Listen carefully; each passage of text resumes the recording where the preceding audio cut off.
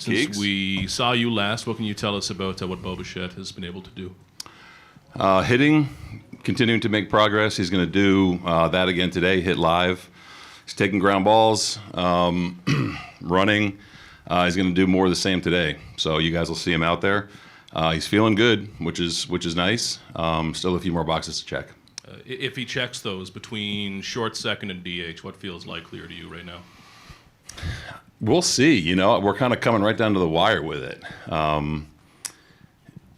I could see all three of those things happening, to be honest with you. Just kind of have to talk to him after the workout today, see how comfortable he felt doing everything, and make the best decision. I'll go to Steve in the second row, John. John, the first third of the season, you guys were scuffling a bit to try and find who you were and what you were going to be. And in the last game of a series in Texas, Bo hit a pinch hit home run in the ninth inning to win you a game.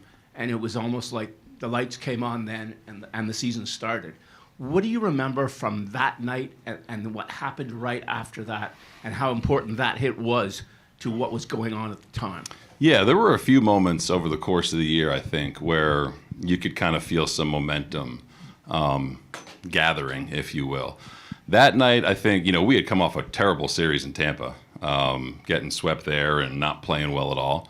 So I think that night kind of reset us a little bit. I remember thinking it was both of us weren't scoring a lot of runs at that time, us in Texas. So every run was kind of at a premium. So that kind of gave the room a deep breath a little bit. I think that it was Bo kind of made everyone rally around that a little bit. And then for whatever reason, we kind of got rolling. I look at that game. I look at the Yankees series here in the summer, the 4 games that kind of, we always had confidence, but then I think you start looking around and you start saying, okay, something's moving in the right direction here. We'll stay there with Mike. Hello, John. Hey, Mike. To the question about Bo at second, shorter DH, and we've talked a lot about how long you've been here. Bo hasn't played second base since 2018, and you saw him there, right? You were his manager. I know he's been taking ground balls, but how much of a leap is that to ask someone in the World Series to play a position that they haven't played in 7 years and have barely played? Yeah, and what did he look like then? He looked more than comfortable then. I've always said if you can play shortstop, you can kind of play anywhere.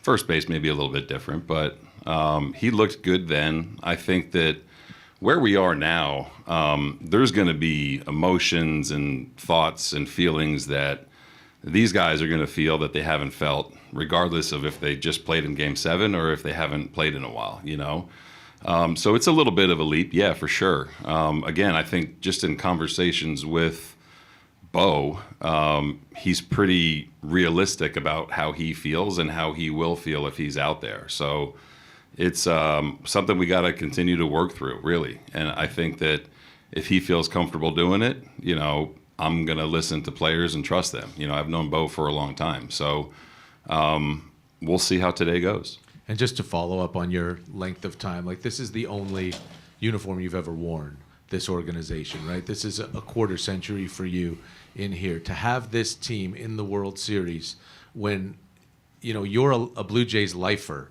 what's that connection say? What does that mean for you? I mean, for me, I try to take me out of it, but for me, it's really special. Managing the rookie ball Gulf Coast League team and playing 10:30 games on a Saturday at the complex is a far cry from this, right? But I think you think about the work that you've done, the people you've met, the adjustments you've made. This was always the end goal, right, with this organization. Did I think that it would happen? Probably not, because of how this game works and how there's a lot of movement to this job. So I'm really excited about this, but I'm just as excited for guys that I've known for a long time, for Bo, for Vlad, for guys that have been here for numerous years. It's just really cool for the organization, and I'm just thankful and humbled that I'm the one doing it, leading them into the World Series. Up front, your left, Ben. Hey, John. What can you share about your plans for the starting rotation? I can share that Trey Ysavis will pitch Game 1, and we will announce Game 2 probably a little bit later today. And I'm sure I'll talk to you guys again at some point today or tomorrow, and we'll go from there. Is Chris Bassett a part of those discussions, or is he more, leverage relief like we saw in the CS? Most likely, Chris will stay in the bullpen and figure out the best spots for him. But he's, I think, throwing the ball really well, and is in a good spot physically and mentally. Third row on your right, John. Hey, John, just to go back to Bo again for a moment, specifically Bo and Vladdy, that tandem, you've watched them, I guess, since the very beginning. Can you reflect on their relationship and what they've meant to each other all these years? I think they've both said it to where they kind of feel like brothers at this point, right? I remember getting them in A-ball in Dunedin and doing a big photo shoot with Baseball America, and they had this back-to-back picture, and we made fun of them for it, and here they are. I think that they bounce ideas off of one another. They know each other really well. They know what their swing should look like. They know what their attitudes should look like. It's pretty unique, you know what I mean, for guys to be kind of tied together from the beginning of their professional career. It's fun to watch, you know what I mean? It's fun to watch them go from kids to adults. It's fun to watch them go from minor leaguers to big leaguers and big leaguers to superstars, Not everyone gets a chance to do that. So, I mean, from my vantage point, that is. So it's been really, really fun to watch them grow, and their relationship is one of the closest ones I've seen in the game. We'll stay there with Shy. Hey, John. Hey. How did Kevin come out of the inning Monday? And does he need an extra day? Is that leading to, in part, to the decision to go with Trey in Game 1? Yeah, we tried to, talk to all the guys and, see how they were doing physically, see what we have done historically in terms of rest, what it may look like later in the series for certain guys, and then how each one of them matches up against the Dodgers. So, wanted to kind of get everyone's feedback, everyone's input. We have all of ours as coaches and medical staff and game planning, but I want to see how they feel. So I think just in talking to all those guys, it made sense to hold Kev off for a day. Again, still kind of working through when that will be, whether it's 2 or 3, but think that it kind of was the best possible outcome for everyone in terms of matchups and rest. And just with Bo, if you do end up carrying him, does that make it perhaps a bit more likely to go to a 14-12 split, just to have some extra options on the bench in case something's going on with him, or you just need to run for him later in a game, something along those lines? I think we're talking about that. I think we'll know more today and kind of how he responds to a little bit more activity, and kind of think about how we're going to use our pitching staff, how we're going to use our bullpen. So those are conversations we're still having, whether it's 13-13 or 14-12. 6 rows back on your left, Tyler, and then Mitch. John, how does Don Mattingly help you do your job, and what has he contributed to the team these last couple of years? Man, I could sit here and talk about Donnie forever. When I first hired him, I think it was more so wanting someone who's been through the game more than me next to me. And we've developed a really cool back and forth over the years. Last year, him being more involved with the offensive side, he's done almost everything here. But what he provides me, him, DeMarlo, and Pete are kind of my inner circle of guys that I talk to about strategy, conversations with players. But what Donnie has done, kind of along with DeMarlo, is the communication to the players has been elite in terms of how we're going to try to use them, what they should and shouldn't be ready for, and then just bouncing ideas off of him for my own sake. Talking to him before Game 7 and getting his take on what that's going to feel like. Again, Donnie was my favorite player growing up. I think everyone kind of knows that. So to have him here in his first World Series with me is unbelievably special. But he's done so many things behind the scenes to help get the staff prepared and to really help the players get prepared for how we're rolling out our lineup. We'll stay back there with Mitch. John, we asked you about pitching to Judge in the DS than Cal Raleigh last series. How different is Shohei from them, and how do your lefty relievers kind of mesh in the puzzle of Shohei? Yeah, I think they'll all kind of be part of the puzzle. Elite talent, obviously. I think you have to be very mindful of when the top of the order is coming around, right? We've talked at length about how to treat it. We've talked at length about when to do this. And you got to read the situation. You know what I mean? I mean, they have a great team. They have 3 Hall of Famers at the top of their lineup. So you got to pick your poison a little bit, but you also have to understand that I think you look at Game 4 of the NLCS, I think we're talking about a totally different kind of animal here that can do things on the field that not many people can do, with all the respect in the world for Aaron Judge and Cal Raleigh. So we'll be mindful. I do know that, and we'll try to give them as many different looks as we can. Third row right in the middle.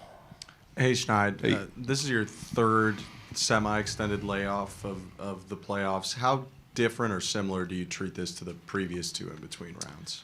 This one's similar to the last one. You know, first one after the division, you know, obviously a little bit different with some simulated games and crowd noise. This one, very similar to before the CS. You know, it's a regular workout yesterday with some live ABs. Today's going to be a little bit of the same with a little bit more attention to detail from a defensive standpoint, and then some more live ABs that will try to, you know, recreate some situations. So I think all of the fundamental stuff you feel good about. You know, we've just done it in real time, just trying to keep the rhythm and timing of guys in the batter's box. And what does this look like for Louis after throwing so many times in the first 2 series? What has his last couple of days been? I think he's been in the float tank with cucumbers in his eyes, getting a foot rub. These were good off days for him. Again, I think that Louis is a unique guy to where he is not going to back down from a challenge. He knows how we're going to be asking him to be used again. What he did, you know, so far, 10 out of 11 games being in is remarkable. So these off days have been good for him. He hasn't gotten off the mound, I can tell you that. So he'll be ready to go tomorrow. Go to Rob in the 5th row on your left. Hey, John, I think you'd agree that not much has phased this team throughout the season. Tomorrow night, the lights will be brighter than they've ever been. Yeah. How does that translate? We'll see. You know, I think there's a lot of firsts for a lot of these guys, myself included, staff included, you know. So I want them to enjoy it. You know, again, I think that players are going to feel certain things that they haven't felt before, right? Once you get that initial kind of shock and awe off you, I think that this team is really good about focusing on what they need to do. So we'll see. You know, again, I'm going to take a few seconds to enjoy it. I'm sure they will. And then when you get into compete mode, hopefully it slows down a little bit. But it is going to be a pretty electric atmosphere here tomorrow. Do a few last ones, Ron, in the 2nd row on your left. With Bo, is it just a question of how you're using him, or do you still have a question of whether you'll activate him? I think a little bit of both, you know, and Bo's been so open and realistic about how we've been playing and how, if he is active, how he's going to be a part of it, you know, not trying to come in and do anything that we're not capable of, right? So looking at him first, in particular, his health, how he's feeling, how we can predict he'll perform, and then from there, how that affects other people, you know, and how we're trying to roll out the roster on a given night. So those are both things that we're still working through. Neither one is a slam dunk. I can say that we're close on probably one way or another, but just need to kind of see how today goes. And looking across the field at Ohtani, how close do you think 2 years ago you guys were in your mind to possibly having him in a white uniform tomorrow? You never know. You know, I think when we met with him, you felt good about it, you know, and you felt good about the feedback he was giving about our organization and opportunity here. But you never really know what a player's feeling in free agency, and there's a lot of things that have to line up for them personally too. So you can't really think about what if. You know, you think about the 26 that we have. He's a great player. I'll say it again. I hope he brought his hat, the Blue Jay hat that he took from us in our meeting. I hope he brought it back finally. But and the jacket for DECOY. You know, it's like, give us our stuff back already. But he's a great player. You know what I mean? But that aside, I think that we have a great team and just an unbelievable cast of characters and players And I think things worked out the way they're meant to work out. Do a few last ones right there in front. Speaking of your cast of characters, you've had George, you've had Max, Sir Anthony, you've been to the World Series before, but I want you to talk about some of the guys that maybe we're looking at trying to just get on this roster period, and Nathan Lucas, maybe Ernie Clement and Miles Straw. Talk about those guys. The glue guys, again, I think that's what forms a good team. It's talent and it's players, but it's people, and I think that we've done such a phenomenal job of creating a culture where people are just welcome, whether it's guys coming up from the minor leagues, guys we acquire via trade. It's been really, really fun to watch it unfold. So it's kind of what we've grasped onto, kind of the standard we've set, not just the type of player we want, but the type of people we want in here too. And those guys all fit the mold. They all got valuable experience last year in a down year to make this year a little bit easier. And as we've continued to go, there's different things that are new for everyone, and they've done a phenomenal job of leaning on veteran guys. So it's really cool for them to get the recognition they deserve. The Ernies, the Miles, the Nates, Barger, these guys that are just baseball players, and they're getting rewarded for it. Do two last ones. Ken, standing on your left. John, how capable is Springer of playing the outfield at this point? Very, I think if needed, again, Georgie's, the old man, we joke about it, 36. Everyone's tired. Everyone's feeling it. Everyone's at the point where whatever I'm going to ask of them, they're going to be ready to go. Again, I don't want to take people out of their comfort zone too much. And you're trying to piece the puzzle together, the best way you can for everyone to feel comfortable. But just in talking to Georgie the last couple days, and even yesterday during the workout, if he needs to go to the outfield, he'll be ready to do that. We'll finish up in the fifth row, straight back. Hi, John. Hey. Some of the pundits south of the border have called this a David versus Goliath Sure. fight. How do you see it? Two best teams left standing. Again, built differently, have different strengths, and man, there's a reason we're here and there's a reason they're there. I think the one thing we cannot do is look over there and say that is Goliath. That is a beatable baseball team that has its flaws and that has its really, really good strengths. How we expose each of them will determine who wins the series. And I got all the confidence in the world in my guys. I'll say it till the day I die with this group.